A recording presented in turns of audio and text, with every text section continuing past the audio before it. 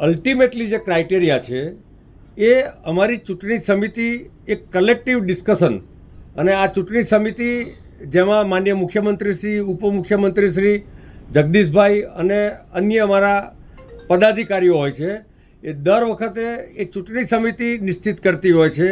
2021ની ચૂંટણી વખતે પણ સ્થાનિક સ્વરાજ્યની આ જે ચૂંટણી સમિતિ હતી એ સમિતિએ બેસીને એક સામૂહિક ચર્ચા કર્યા પછી, જેમ મેં કીધું કે આખું ગુજરાતની પ્રજાને અને ગુજરાતને વિકાસના પંથ પર લઈ જાય એ પ્રકારના ઉમેદવારોનું ચયન કરશે. કોઈપણ કાર્યકર્તા અથવા સમાજ જીવનમાં કામ કરતી કોઈપણ વ્યક્તિ એ ભારતીય જનતા પાર્ટીમાં પોતાની ટિકિટ માંગવા માટે હકદાર છે, નંબર 1.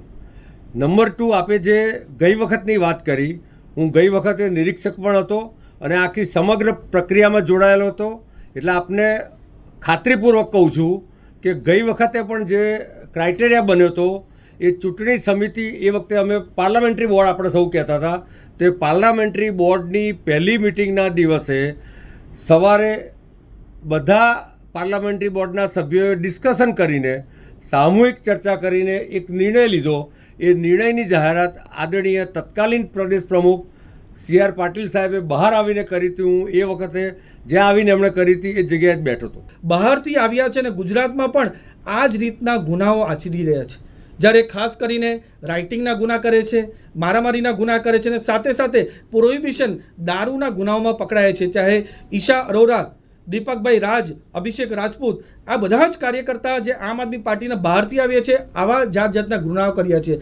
ત્યારે મારે તમારા મીડિયાના માધ્યમથી આમ આદમી પાર્ટીને અને જે અરાજકતા ફેલાવે છે એમને પૂછવું છે કે તમારો કોઈ પણ કાર્યકર્તા આ રીતના ગુના કરે તો અમારી ગુજરાતની સરકાર અને પોલીસે એમને છોડી દેવા જોઈએ.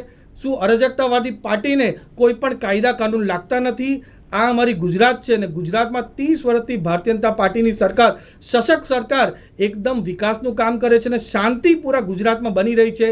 ત્યારે આ અરાજકતાવાળી પાર્ટી બહારથી આવીને પૂરો શાંતિ દોહડવાનો પ્રયાસ અહીંયા આપણા ગુજરાતમાં કરે છે, પણ અમારી ગુજરાતની સરકાર કોઈ પણ દિવસ એને ચલાવવાની નથી. અમારી પોલીસ જ્યારે આવા કોઈ પણ ગુના, ચાહે કોંગ્રેસ હોય, આમ આદમી પાર્ટી હોય, MIM હોય, BSP હોય, ભારતીય જનતા પાર્ટી કે કોઈ પણ કાર્યકર્તા હોય, કોઈ આ રીતના ગુના આચરશે તો અમારી પોલીસ એને છોડશે નહીં. જે એનો કાનૂનથી એને સજા મળે એના માટે પૂરો પ્રયાસ અમારી પોલીસ કરવાની છે. પણ આ જ્યારે ઇલેક્શન આવે ત્યારે આ આમ આદમી પાર્ટી અને અરાજકતા ફેલાવવા માટે એમના આયાતી નેતા આવીને અહીંયા માહોલ બનાવવાનો પૂરો પ્રયાસ કરે છે.